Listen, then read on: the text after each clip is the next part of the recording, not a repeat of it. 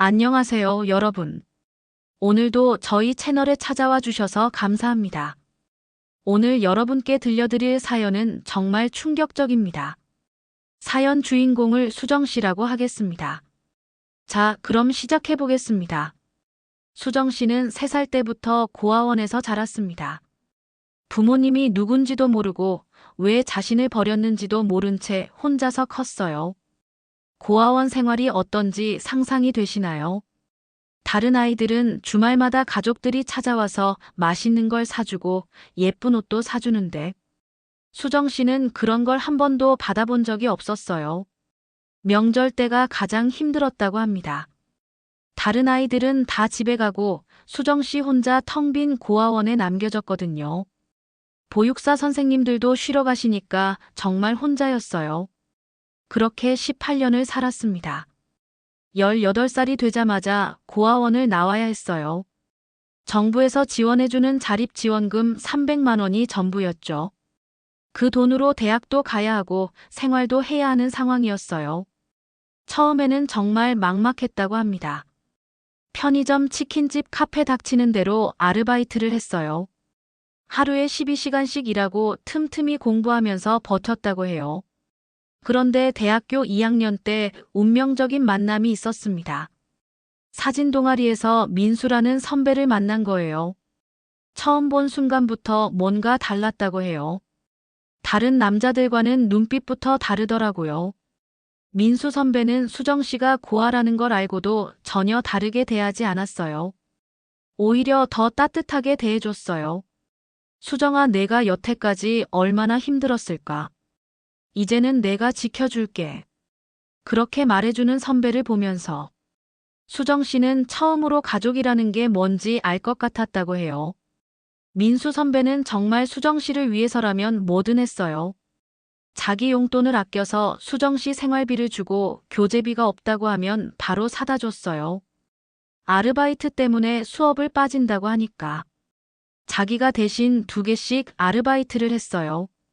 내가 공부에만 집중할 수 있게 내가 다 해결해 줄게라고 말하면서 정말로 해줬어요.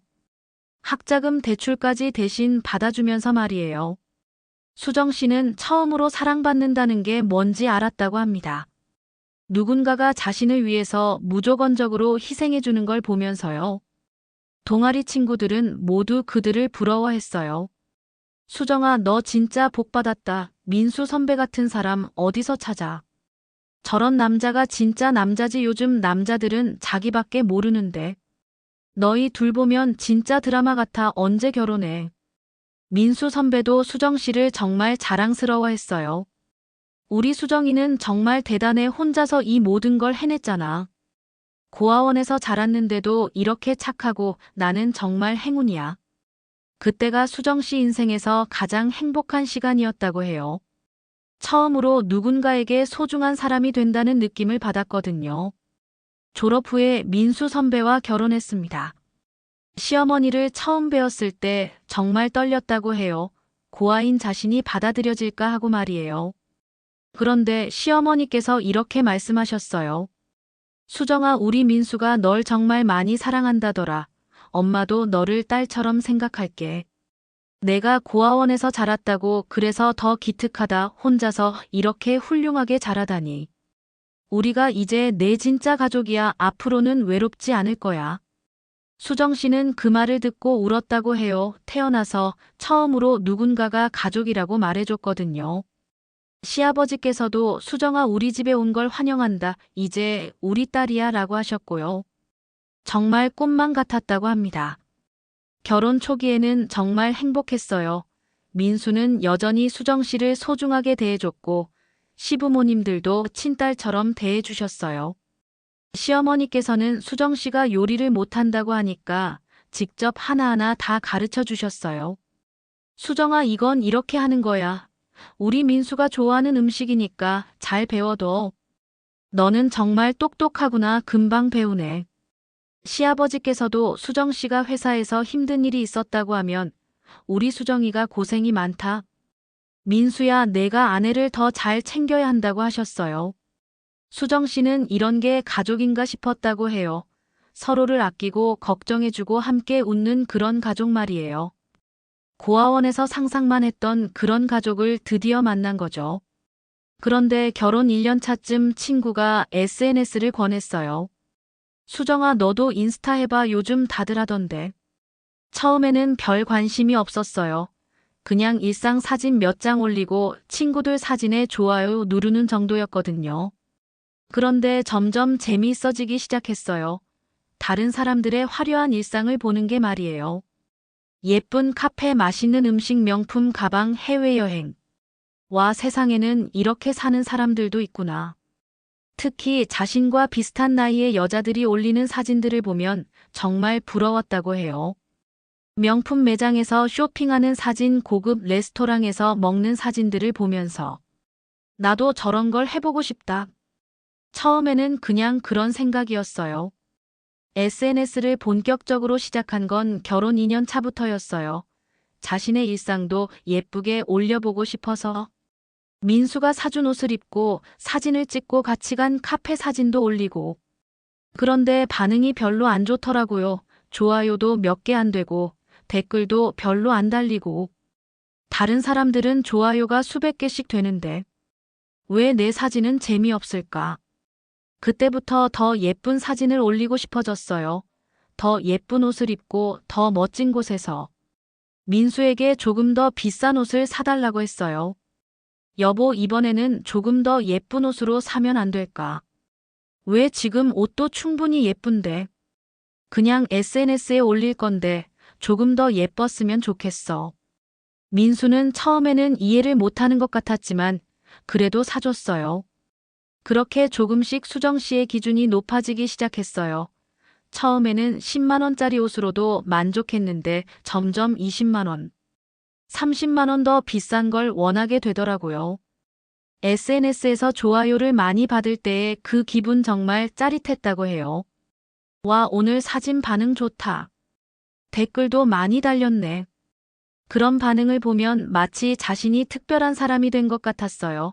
고아원에서 자란 아무것도 없던 자신이 말이에요. 더 많은 사람들에게 인정받고 싶어졌어요. 더 화려한 삶을 보여주고 싶어지고. 나도 저 사람들처럼 멋있게 살 수 있어. 그런 생각이 점점 강해졌어요. 팔로워 수도 신경 쓰이기 시작했고, 다른 사람들과 비교하기 시작했어요.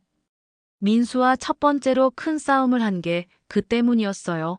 수정 씨가 너무 비싼 옷을 사달라고 하니까.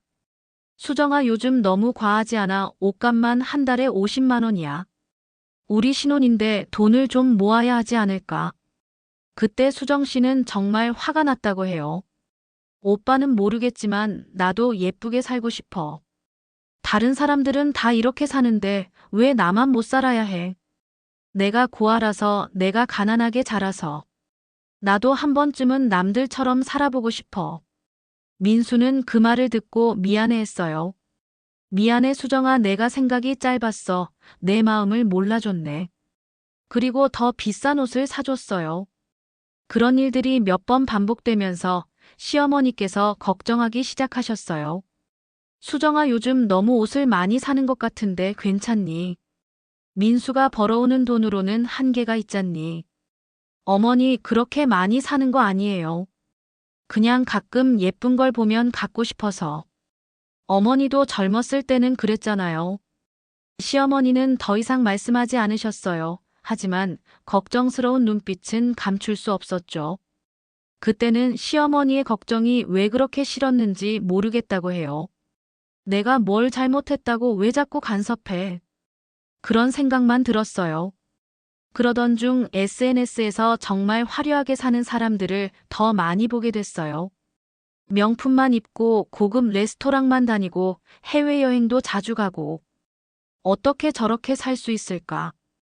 저 사람들은 뭐가 다른 걸까? 호기심에 그런 사람들을 더 자세히 보기 시작했어요. 그들의 일상, 그들이 가는 곳, 그들이 만나는 사람들. 어떤 여자는 자신과 나이도 비슷한데 한 달에 명품을 몇 개씩 사더라고요. 도대체 어떤 일을 하길래? 궁금해서 그 사람을 더 찾아봤어요. 프로필을 보니 특별한 직업이 있는 것 같지도 않고 그런데 남자친구가 자주 바뀌더라고요. 그리고 그때마다 더 비싼 선물을 받는 것 같았어요.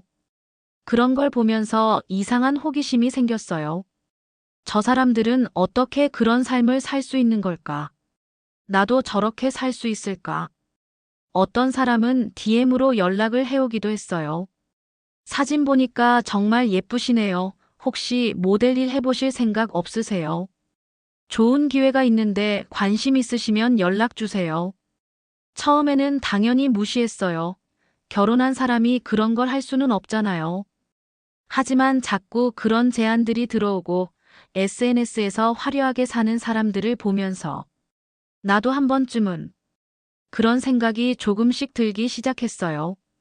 결혼 3년 차 수정 씨 인생에 큰 변화가 일어났어요. 그동안 거절했던 DM 중에서 하나를 받아들인 거예요. 한 번만, 정말 한 번만. 그 사람이 제안한 건 고급 레스토랑에서 식사를 함께 하는 거였어요. 사진 촬영 모델로 써보고 싶다고 했거든요. 단순히 식사를 하면서 이야기를 나누는 거라고. 뭐 어때, 그냥 식사 한 번 하는 건데. 민수 오빠도 모르고 아무한테도 피해 안 주고. 그냥 호기심으로. 그렇게 처음으로 다른 남자와 만났어요. 그 남자 성진이라고 했는데 민수 오빠와는 완전히 달랐어요. 비싼 차를 타고 왔고 옷차림도 정말 세련됐어요. 수정 씨를 데리고 간 곳도 한 번도 가본 적 없는 고급 레스토랑이었어요. 와, 이런 곳도 있구나. 메뉴판의 가격을 보고 깜짝 놀랐어요. 하나에 20만 원, 30만 원. 민수 오빠와 함께 가는 식당과는 차원이 달랐거든요. 성진 씨는 아무렇지도 않게 주문을 했어요. 이거 그리고 와인도 하나. 수정 씨 원하는 거 있으면 뭐든 시키세요. 그 모습을 보면서 정말 부러웠다고 해요. 이런 게 진짜 여유구나. 식사가 끝나고 성진 씨가 갑자기 선물을 줬어요. 명품 브랜드 쇼핑백을 건네면서 오늘 시간 내줘서 고마워요. 작은 선물이에요. 안을 열어봤는데 SNS에서 봤던 그 가방이었어요. 200만 원짜리. 이건 너무 비싸요. 받을 수 없어요. 괜찮아요. 제가 하고 싶어서 하는 거예요. 수정 씨 같은 분이 이런 가방을 들어야 어울리죠. 그 순간 정말 마음이 흔들렸다고 해요. 민수 오빠는 자신이 50만 원짜리 가방을 사달라고 해도 고민하는데 이 사람은 200만 원짜리를 아무렇지도 않게 받아도 될까? 결국 받았어요. 집에 돌아와서 그 가방을 어떻게 숨길까 고민했어요. 민수 오빠가 보면 당연히 물어볼 텐데. 여보, 이 가방 어디서 샀어? 아, 이거 회사 선배가 안 쓰던 거 줬어. 정말 되게 비싸 보이는데. 응, 선배가 원래 명품을 좋아해서 많이 가지고 있거든. 거짓말을 했어요. 태어나서 민수 오빠한테 거짓말을 한 건 처음이었어요. 그런데 그 거짓말이 시작이었어요. 더 큰 거짓말들이. 성진 씨는 계속 연락을 해왔어요. 다음에도 시간 되면 만날까요? 새로 생긴 좋은 레스토랑이 있는데. 처음에는 거절하려고 했어요. 하지만 그 가방을 들고 다니면서 사람들의 시선을 받을 때, 와, 저 가방 진짜 예쁘다. 얼마짜리야, 되게 비싸 보이는데. 그런 말들을 들을 때의 기분이 너무 좋았어요. 한 번 더 만나는 게 뭐 어때? 그냥 밥만 먹는 거잖아. 두 번째 만남, 세 번째 만남. 그때마다 더 비싼 선물을 받았어요. 시계, 목걸이, 귀걸이. SNS에 올릴 때마다 좋아요가 폭발적으로 늘었어요. 그렇게 몇 달이 지나면서 수정 씨의 생활이 완전히 바뀌었어요. 성진 씨가 주는 용돈으로 더 비싼 옷을 사고 더 좋은 곳을 다니고 SNS 팔로워 수도 급격히 늘었어요. 1,000명에서 5,000명, 1만 명. 댓글도 엄청 많이 달리고 언니 어떻게 이렇게 예쁘게 사세요? 어디서 이런 옷 사세요?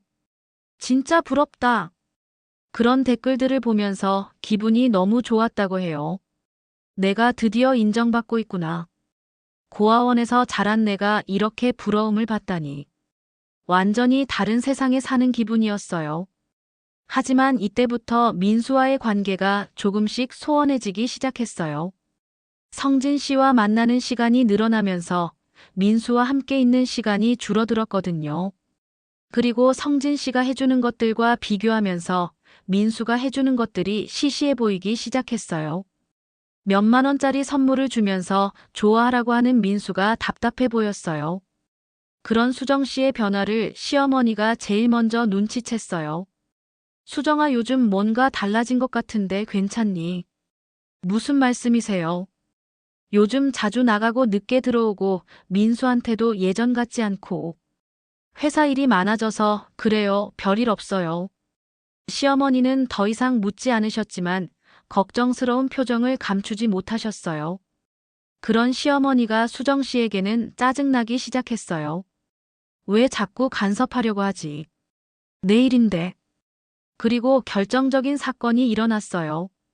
어느 날 성진 씨가 제안했어요.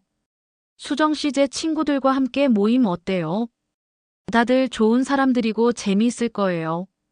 그 모임이라는 게 고급 클럽에서 하는 술자리였어요.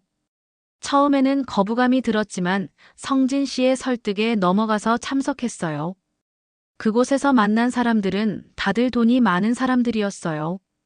그리고 그들과 함께 온 여자들은 모두 수정 씨처럼 누군가의 후원을 받고 있는 사람들이었어요. 그들의 이야기를 듣다 보니 자신이 하고 있는 일이 뭔지 알게 됐어요. 하지만 이미 늦었어요. 그 생활에 익숙해져 버린 거예요. 더 이상 예전으로 돌아갈 수 없을 정도로. 그리고 6개월 후 민수가 수정 씨의 외도 사실을 알게 됐어요. 어떻게 알았는지 아세요? 시어머니가 수정 씨를 몰래 따라다니다가 성진 씨와 만나는 걸 목격한 거예요. 시어머니는 충격을 받아서 그 자리에서 쓰러졌어요. 병원에 실려간 시어머니를 보면서 민수가 수정 씨에게 물었어요. 도대체 왜 이런 짓을 했어? 우리가 널 어떻게 대했는데? 어머니가 널 친딸처럼 대했는데? 내가 널 얼마나 사랑했는데? 그때 수정 씨가 한 말이 정말 충격적이었어요. 미안해, 하지만 나도 좀 더 여유롭게 살고 싶었어. 오빠가 주는 것만으로는 부족했어. 다른 사람들처럼 예쁘게 살고 싶었다고. 민수는 그 말을 듣고 완전히 무너졌어요. 그동안 자신이 얼마나 수정 씨를 위해 희생했는지 생각하면서 학자금 대출도 대신 받아주고 생활비도 다 대주고 부모님께도 수정 씨를 친딸처럼 대해달라고 부탁하고. 그런데 수정 씨는 그 모든 걸 배신한 거예요. 시어머니는 며칠 후 돌아가셨어요. 충격과 스트레스 때문에 심장마비가 온 거예요. 장례식장에서 민수가 수정 씨에게 한 마지막 말이에요. 너 때문에 우리 어머니가 돌아가셨어. 평생 후회하면서 살아. 그리고 이혼 서류를 내밀었어요. 수정 씨는 그제서야 자신이 얼마나 큰 실수를 했는지 깨달았다고 해요. 하지만 이미 늦었어요. 시어머니는 돌아가셨고 민수와의 결혼 생활도 끝났고 성진 씨도 새로운 여자를 만나면서 연락이 끊어졌어요. 모든 걸 잃은 거예요. 지금 수정 씨는 혼자 살고 있어요. 그때 받았던 명품들도 다 팔았고 SNS도 다 지웠어요. 후회하고 있지만 이미 돌이킬 수 없어요. 자신을 진짜 가족처럼 사랑해준 사람들을 배신한 대가가 이렇게 큰 줄 몰랐다고 해요. 특히 시어머니가 돌아가신 것에 대한 죄책감 때문에 밤마다 잠을 못 이룬다고 해요. 여러분, 이 사연을 들으면서 어떤 생각이 드시나요? 정말 화가 나지 않으시나요? 자신을 사랑해준 가족들을 이렇게 배신할 수 있는 걸까요? 고아였던 자신을 친딸처럼 대해준 시어머니를 충격사로 돌아가시게 만들고 자신을 위해 모든 걸 희생해준 남편을 배신하고 그 모든 걸 SNS의 허영심 때문에. 정말 이해할 수 없는 일이에요. 여러분도 SNS를 하시죠. 하지만 SNS는 현실이 아니에요.